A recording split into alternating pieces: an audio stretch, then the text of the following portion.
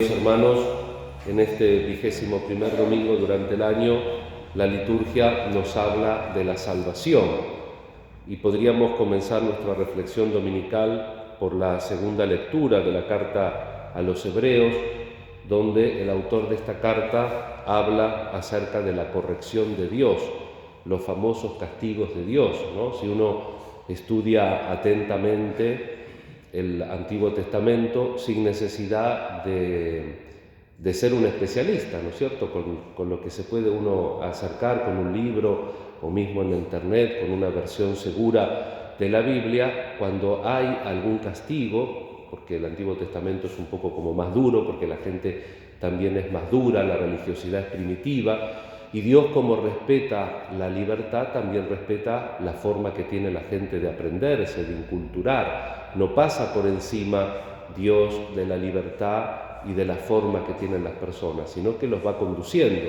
Y entonces cuando el pueblo se enfrenta a muchas desgracias, si estudiamos bien los textos, la culpa es la infidelidad del propio pueblo, porque Dios le dice una cosa y hacen otra.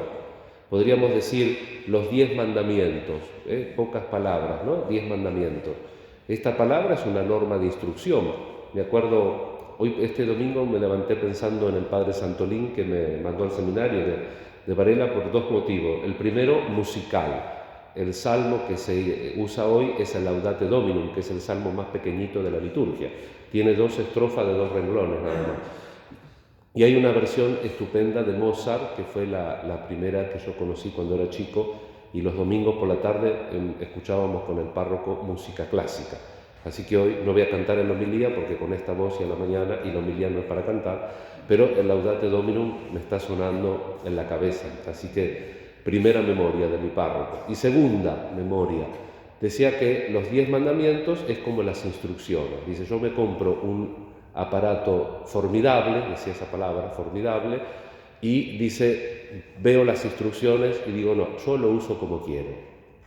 Y entonces, ¿qué es muy probable? Que rompamos el aparato. Porque eso mismo ya la gente, en cosas tan básicas como un televisor, hasta hace unos años, si ustedes ven las instrucciones, dice, asegúrese que esté enchufado, porque uno a veces quiere hacer andar el aparato sin enchufarlo, Entonces, si un aparato es más sofisticado y nosotros decimos, no, yo estas instrucciones no las tengo en cuenta, las voy a usar como quiero, eso tiene consecuencias. Y los 10 mandamientos, haciendo un acercamiento, acercando la bocha al bochín, es un acercamiento de esa idea. Los 10 mandamientos, la instrucción de cómo nosotros tenemos que conducir la vida. Y como somos libres, si nosotros agarramos otro camino y tenemos un accidente, en el fondo es un castigo de Dios permisivo, porque Dios lo permite, no lo evita. A veces seguramente que Dios también, y lo sabremos en el cielo, nos libra de los peligros, de determinadas pruebas, de determinadas cosas, para hacer efectiva nuestra vida cristiana. Pero lo cotidiano es que somos personas frágiles y somos personas que nos tenemos que relacionar con Dios a través de la libertad. Dios, por supuesto, que hace milagros, pero siempre el milagro es la respuesta a una situación concreta que me abre a la perspectiva de Dios, porque yo puedo usar mal el milagro.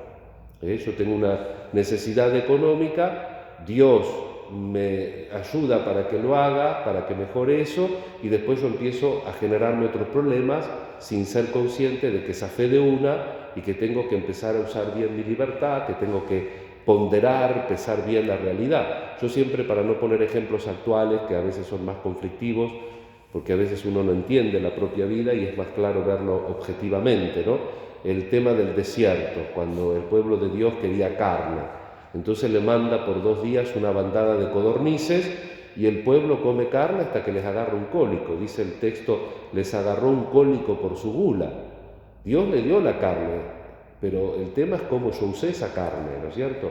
Entonces, recordemos siempre que Dios puede intervenir en la historia, Él es el Señor de la historia, por eso se encarnó, pero también nosotros tenemos que conducirnos en una vida también con las dificultades de la historia. Otro texto que me gusta muchísimo es cuando Jesús está durmiendo en la barca.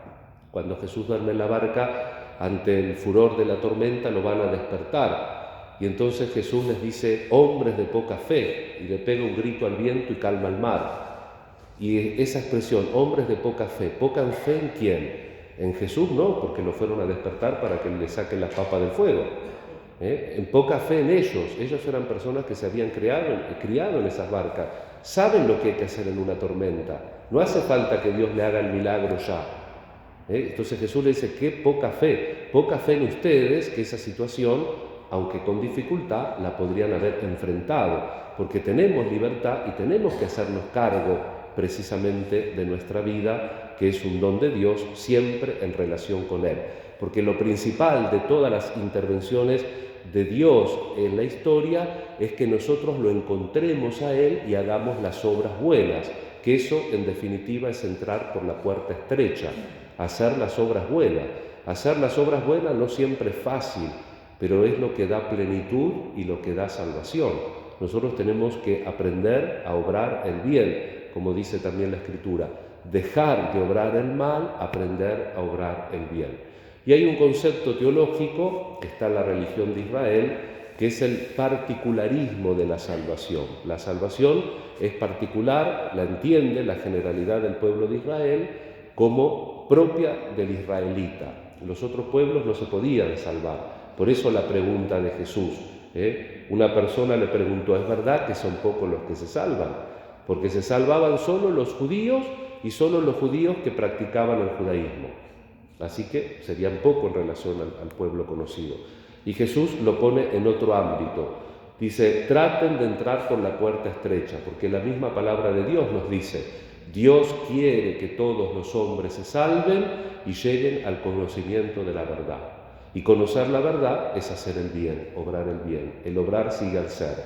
Y entonces vemos esta otra explicación que hace Jesús, que en cuanto al dueño de casa se levanta y cierra la puerta, ustedes vendrán a golpear diciendo, Señor, ábrenos, y Él responderá, no sé de dónde son ustedes, no los conozco. Y ellos insistirán, hemos comido y bebido contigo, y tú enseñaste en nuestras plazas. Pero Él les dirá, no sé de dónde son ustedes, porque apártense de mí todos los que hacen el mal. La puerta estrecha es para aquellos que hacen el esfuerzo de hacer siempre el bien, aún a riesgo de no tener ni caprichito. Y es importante entonces que nosotros pensemos también en nuestra situación concreta. ¿Cómo nos preparamos para el encuentro con Dios? Yo soy cura. Yo celebraba la misa los domingos a las 8:30 y a las 11:30, y después en la semana hacía 3 o 4 cosas, atendía el tribunal, ya tengo que entrar. Y por ahí Jesús me dice, no te conozco, tenés que aprender a hacer el bien todavía. No hay títulos para salvarse. Yo soy de la Acción Católica, yo soy de la Legión de María, yo soy del movimiento de partidas, de cursillo. No, aprendan a hacer el bien, esa es la puerta estrecha. Y Jesús, cuando explica cómo se salvan los gentiles, que es la otra palabra que escuchamos mucho, Isaías, hablando de esto, dijimos que el particularismo es que se salva solo un pueblo. El universalismo es que se salvan todos. Isaías, si escucharon la primera lectura, habla de que vendrán todas las naciones. Como dice Jesús también, que vendrán de oriente y de occidente, vendrán todas las naciones. Y el Salmo que comentamos, el Laudate Dominum, dice, alaben al Señor todas las naciones, glorifíquenlo todos los pueblos. Es decir, todos los paganos están llamados a entrar por esa puerta estrecha, por las obras del bien. Y Jesús, en la otra parábola, lo concretiza. Vengan benditos de mi Padre, porque tuve hambre y me dieron de comer, tuve sed y me dieron de beber, estuve desnudo, enfermo, preso y me asistieron. ¿Cuándo, Señor, si no te conocimos? Cuando lo hicieron con el pobre, conmigo lo hicieron. Porque es el obrar el bien. El obrar el bien hace que entremos por la puerta estrecha, aún sin conocer físicamente los mandamientos o el rostro de Jesús. Vamos a pedir en este domingo que nos enseñe el Señor a trabajar haciendo el bien, para que Dios siempre nos reconozca. Nos encomendamos a la Santísima Virgen, a la intercesión de nuestra patrona Santa Inés, y en este inicio de semana le pedimos al Señor por todas nuestras necesidades, por todas nuestras intenciones, y encomendamos a nuestros seres queridos para que ellos pasen o hayan pasado por esa puerta estrecha del lugar del consuelo, de la luz y de la paz. Que así sea.